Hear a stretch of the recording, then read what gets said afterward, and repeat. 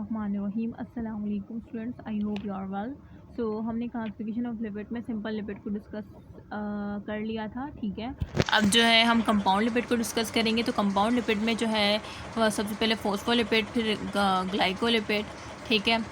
Phospholipid की further दो category है, ग्लाइसोफॉस्फोलिपिड, स्पिंगोफॉस्फोलिपिड, ठीक है। सबसे पहले हम इसको देखते हैं, उसके बाद फिर सीक्वेंस वाइज सबको देखेंगे, ठीक है। So let's start compound lipid. तो कंपाउंड से क्या मतलब समझ आ रहा है?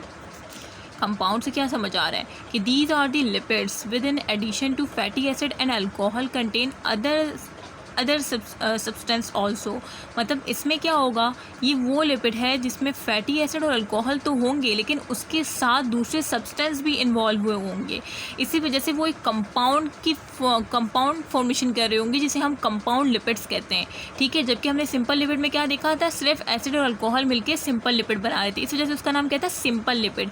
यहाँ पे क्या है, other substance also mean other substance भी इसमें होते हैं, इस वजह से इस कॉल्ड कंपाउंड लिपिड्स, ठीक है। सो कंपाउंड लिपिड की डेफिनेशन हो गई, ठीक है। अब अगर वाइवा भी अगर आपसे पूछा जाए तो आप रट्टा नहीं लगाएंगे, जिस तरह से मैंने आपको स्टेप बाय स्टेप एक एक चीज़ समझा रही हूँ, ठीक है। वरना मैं आपको जस्ट स्टडिंग भी करवा सकती थी, ठीक है। मैं जिस तरह से समझा रही हूँ, ये वीडियो आपने बिल्कुल प्रॉपर तरीके से देखनी है। एक तो ये आपको आपके प्री प्रॉफ में हेल्प आउट करेगा, दूसरा ये आपके वाइवा में बहुत ज़्यादा हेल्प आउट होगा, ठीक है। अच्छा, अब आते हैं हम कंपाउंड लिपिड, ठीक है। अब कंपाउंड लिपिड में क्या क्या इंक्लूड होता है, they include phospholipid, glycolipid, ganglioside, sulfolipid, lipoprotein and lipopolysaccharide, ये सारे कंपाउंड लिपिड है। मतलब इसमें फैटी एसिड अल्कोहल तो है, लेकिन इसके साथ दूसरे सब्सटेंस होने के कारण जो है ये सारी क्लासिफिकेशन जो है इंक्लूड हो जाती है इसमें, जिसको हम पढ़ेंगे, ठीक है। सो फर्स्ट स्टार्ट करते हैं हम फॉस्फोलिपिड, ठीक है। फॉस्फोलिपिड को स्टार्ट करते हैं। These are the phosphate containing lipids, ठीक है। अब खुद समझ आ रहा है आपको इसके नाम से, phospholipid mean phosphate containing lipid है, ठीक है। These are the phosphate containing lipids, इसमें कोई रट्टा लगाने की बात नहीं है, ठीक है। Phospholipid mean these are the phosphate containing lipid, these are present all biological membrane. अब आप खुद सोचें, ये फॉस्फोलिपिड आपने कहाँ देखा है, तमाम बायोलॉजिकल मेम्ब्रेन में आपने पढ़ा होगा, ठीक है। तो आपने लिख देना है कि these are present in all biological membrane, mean आपने लिखना नहीं होगा, बोलना पड़ेगा, ठीक है। As well as in serum lipoprotein, और सीरम लिपोप्रोटीन में भी पाया जाता है। ये चीज़ आपने याद रखनी है कि बायोलॉजिकल मेम्ब्रेन के साथ साथ सीरम लिपोप्रोटीन में भी पाया जाता है ये, ठीक है। अच्छा, बाइल में भी होता है ये। पल्मोनरी सर्फेक्टेंट आप फिजियो में पढ़ेंगे कि ये क्या चीज़ है, ठीक है। ये सर्फेक्टेंट क्या करता है, ये लंग्स को कोलैप्स होने से बचाता है। जब लंग्स कोलैप्स हो जाते हैं ना, due to decrease surface tension, ठीक है।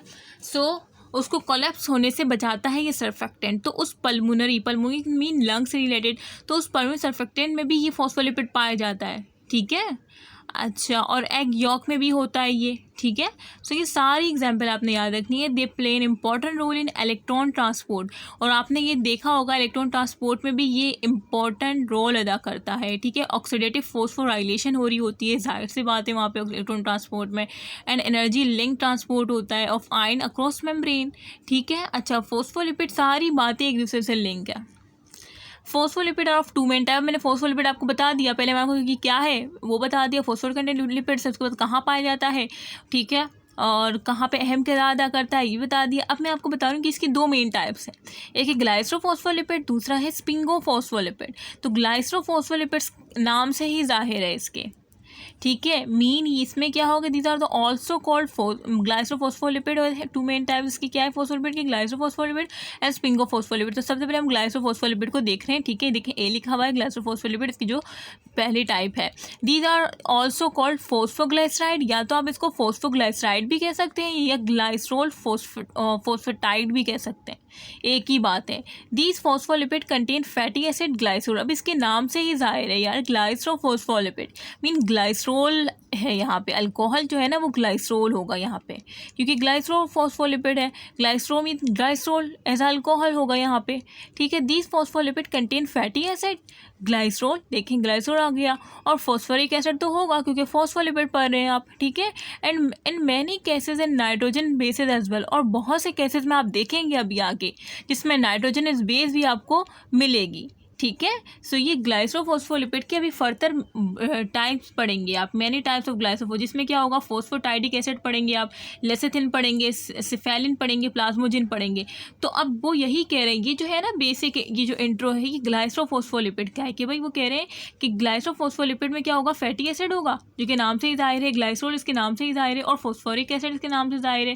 फैटी एसिड तो होगा, फॉस्फेट और ग्लाइसोल तो इसके नाम से जाहिर है, तीन चीज़ें तो होगी। और कह रहे हैं बहुत से केसेस में नाइट्रोजन बेसेस भी होंगी, जिसकी बेस पे ये सारी टाइप्स है कि किस में कौन सी नाइट्रोजन बेस है। ठीक है। तो phospholipid are very important constituent of cellular structure, और ये बहुत ज़्यादा इंपॉर्टेंट एक कॉन्स्टिट्यूएंट है सेलुलर स्ट्रक्चर का। ठीक है, जो सेलुलर स्ट्रक्चर है ना उसमें ये they are good emulsifying agent, और ये गुड एमल्सिफाइंग एजेंट भी है, ये भी आपने याद रखना है कि they are a good emulsifying agent. They have some additional role in the body such as it essential component of cell membrane.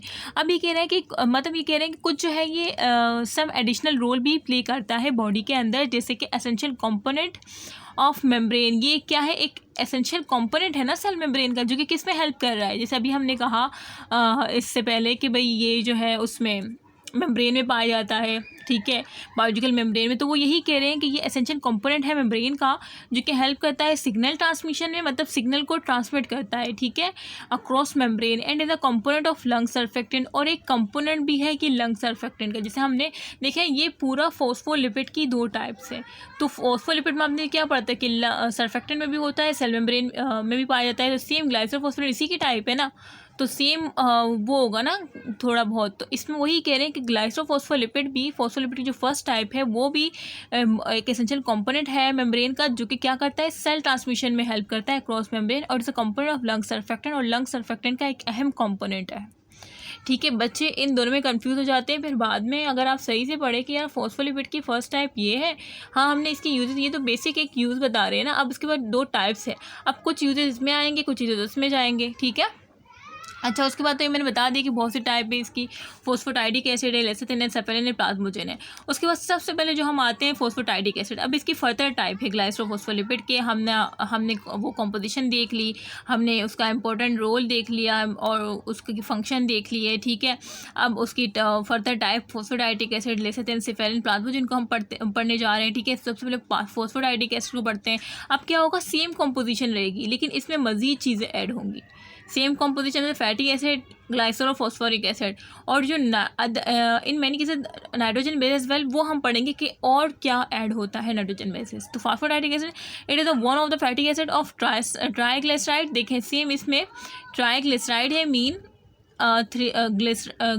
Triglyceride की फॉर्म में फैटी एसिड है इसके साथ। अब ये कह रहे हैं कि फोस्फोटाइडिक एसिड क्या है, in this one of the fatty acid of triglyceride. Triglyceride आपको पता है कि क्या होता है। ठीक है, अब वो कह रहे हैं कि उसमें जो फैटी एसिड है ना, एक फैटी एसिड जो है वो रिप्लेस हो जाता है फॉस्फोरिक एसिड से। ठीक है, एक फैटी एसिड से रिप्लेस होता है फॉस्फोरिक एसिड से। तो in this case one of the fatty acid of triglyceride is replace by